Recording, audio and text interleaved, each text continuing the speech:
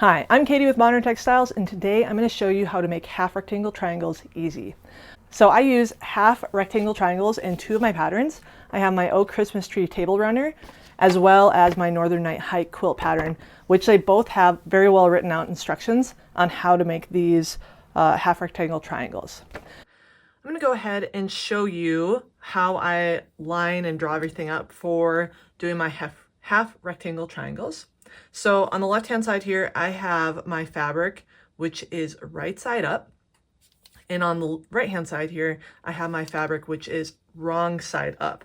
So the first thing I'm going to do, I'm going to be making the left side triangle block. I'm going to go ahead and measure in 1/2 inch over and 1/2 inch down into my right side up piece here. And I'm just using a regular pen just to mark that dot. So 1/2 inch in, 1/2 inch down. And then I go down to the bottom left hand side of the rectangle and go ahead and make the same mark, 1/2 inch in and 1/2 inch up. And once again, using just a regular pen, this is going to be in the seam allowance, so I'm really not worried about it bleeding or anything like that.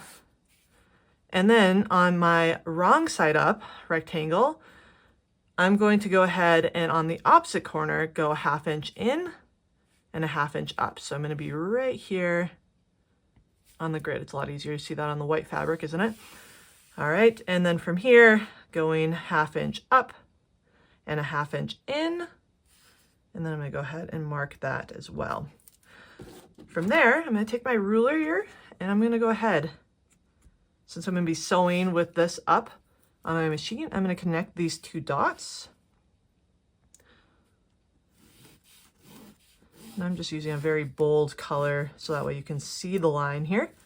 So now you see I've got that line. The one trick I like to use when laying these two pieces together is I will take just a straight pin and poke it through that dot I made on both sides, okay? And then that way, when you are going to line this up, you can just we're gonna lay it like this, take that straight pin and poke it through that first dot you made on the other color, and same with here. So I'm just gonna poke straight through that dot. Let's see if I can. There we go. And then what I like to do is I just get the pin head all the way down to the fabric. And then I actually put, just so you see what I'm doing with my pins on the back, I put the pins facing each other like that. So that way I can just make sure I've got a nice, smooth, flat two pieces that are equal. They're both 1/2 inch in, right where I wanted them. And then I'm just going to use my pins to keep these pieces together. So just once again, probably double check. It's easy for those fabric pieces to shift, right? Make sure you don't have any creases or things aren't ending up wonky. And then I'll take these two out. And there you have it. So now, just gonna double check everything's looking good. 1/2 inch in is where my point is that I stuck that pin through. Same with the bottom. I'm gonna sew a scant 1/4 inch seam on either side of this line. So that way I have a little wiggle room for trimming. And I'll meet you back here. All right, now I have my scant 1/4 inch seam on each side of that blue line. I'm gonna go ahead and cut right on that marked line I made.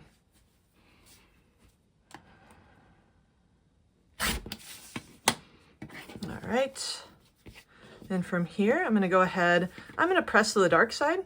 That's my preference when it comes to my half rectangle triangles or even half square triangles. So there you go. I'm gonna go ahead, bring these to the pressing station and then get them trimmed up with you. All right, so now that I have these pressed to the dark side, I'm gonna go ahead, I have my ruler here and I'm trimming these down to 3 inch by 6 inches. So one little nifty trick, if you have a highlighter or even a whiteboard marker, I like to just go ahead and mark the 1/4 inch down and in from the top of my ruler. And then also, since I'm going 3 inches wide, that's my ruler width, to 6 inches in length for this block. Then I like to mark a 1/4 inch up and in from your mark. So I've got my 6-inch line right here, and I'm going to go ahead and just circle that mark. So it's a little bit easier just to trim a little bit faster. A whiteboard marker does show a little bit better, so, but that way you just have the option to wipe it away once you're all done with trimming your blocks. So I'm just going to take one of these here and go ahead and line up. So like I said, you got that 1/4 inch in and down. You want to line that up on your diagonal line. And then I'm going to come down here and make sure the same is happening with that 5 3/4 by 2 3/4, and just make sure everything's looking good. I've got a little bit to trim on this side. Got trim on all 4 sides. That's the big thing, is to make sure you have room to trim on all 4 sides. You don't want to end up with a way too small of a block. So I'm gonna go ahead, do that. And then repeat, rotate and repeat here. Now, since these two are already trimmed, you can just go ahead and line up the outside of your ruler if you're on the right size here. And they should already line up with your 2 dots. And then go ahead and trim the last 2 sides. All right.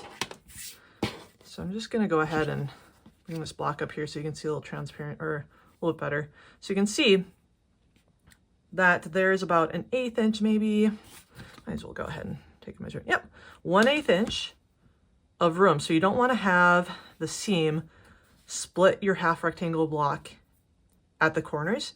You want to have a little bit of a, well, that 1/8 inch room. So that way when you sew these two together, or sew the right side of the half rectangle triangle together, you're going to have that room for your seam allowance, which allows for your points to be right how you want them. So let's go ahead and finish trimming this. That way I can show you a little bit better.